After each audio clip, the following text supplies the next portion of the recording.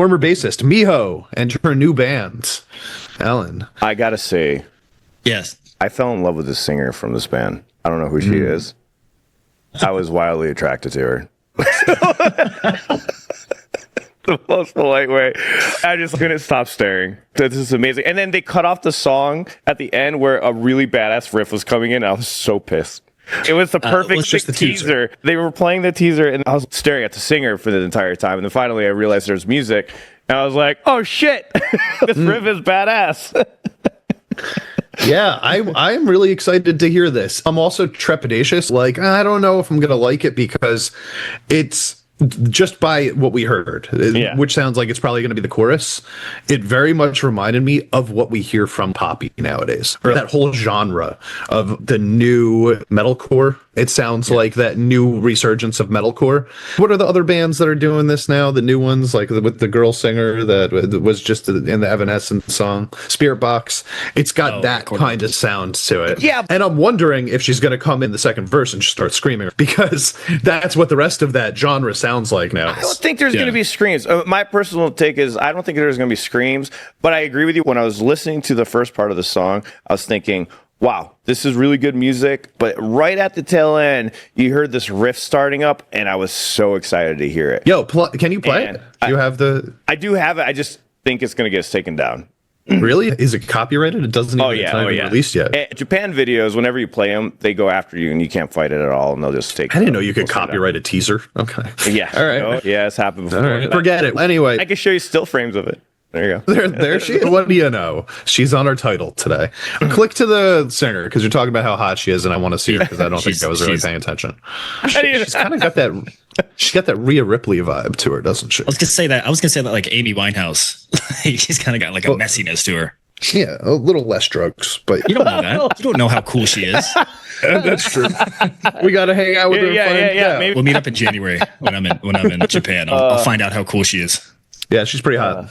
I like her voice too. Like it definitely sounds modern. This music, it's interesting because Love Bites with Miho, like it's so classic. You know, it's really there's some modernized stuff to it, but you got about 80s power metal and 80s thrash metal pretty much like fused together into the sound they're doing. And this feels so much more modern. This feels 2025 just based on the 20 seconds that we heard. Flack Checker mentioned I've never seen so many dudes cry during a Miyako piano solo. During Painkiller? Really? I mean, Judas Priest was never really like my guys. Maybe if they were doing an Iron Maiden song, I would have felt a little bit more. So I'm just shocked during Painkiller. I can imagine other piano pieces for sure, but I couldn't imagine Painkiller. But anyways, I mean, he didn't say Painkiller specifically. Yeah, he didn't. Piano solo. I'm assuming Painkiller because I am too, because that's what we talked about. Yeah, that's what we just watched. But anyways, back to Miho though. I am excited to hear this because that riff was a perfect tease. It really was. I don't even know what you were talking about. I gotta go listen to that again right now. I can play 7 seconds. Just play the last 7 seconds. I'm gonna play the last 7 seconds. You hear this riff, and this is what I'm looking forward to the most hearing. It sounds like you can tell there's a groove coming. There's a groove coming. And it had synth in it too. There was like a synth doing the same thing as the guitar. That gave me Symphony X5. I think they're going to be in that genre, which I think is cool because Japan really hasn't broken through on that yet. Baby metal is doing the most of that because they're working and collaborating with people that are in that genre right now. Sure. To have a Japanese band that focuses on that would actually be really cool and refreshing. It's not refreshing in the West anymore, but it would be in the East. I hope they have a decent variety in their EP. I'd like to hear, we have this teaser for Carry On. I'd like to hear maybe a teaser for something that's got a different, like a slightly different tempo, different sound, different structure. I'd like to see some variety too. I think that's what's going to help them stand out because I think there's too many bands that I've heard personally that kind of all start to sound the same. Yeah. I think that's what you were pointing out with this chorus. It sounds a little familiar. It sounds like They're All Around Me by Poppy or whatever her most recent release was. If you played them back to back, you would be like, wow, they could be the same song. But that's not necessarily a bad thing. I like that song from Poppy, and this is being done in the East instead of the West as the first band I'm really hearing doing this from the East that's not doing it in a collab style. I'm curious, man. And it's cool. I don't know anything about the singer or the guitarist or the drummer. Yeah, Cool right. The guitarist is from a sort of metal-ish band from Japan, like a decade ago.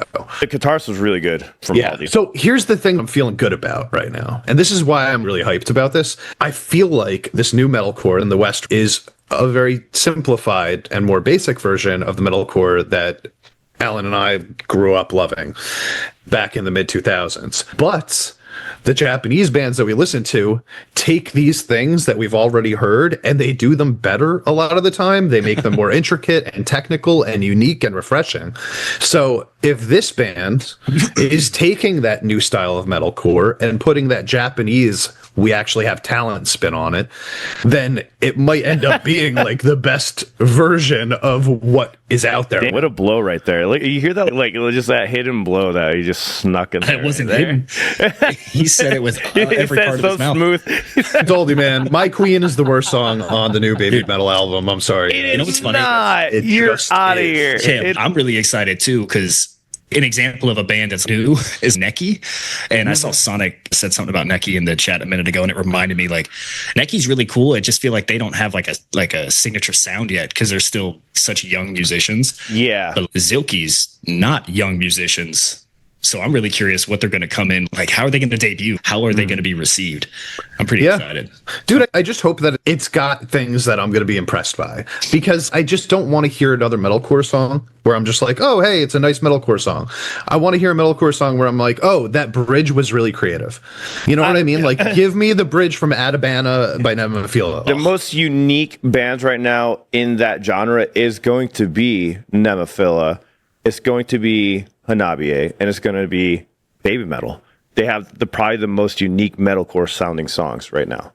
Yeah, probably. I mean, and those are hard ones to compete with. Those really are hard. It's very hard to compete with them and try to get something different than what they're already doing. You know. That was a clip from the Solid Sound podcast that we do live every Sunday at 9 a.m. Mountain Standard Time. Check out the full podcast for this clip right here. See y'all in the next one.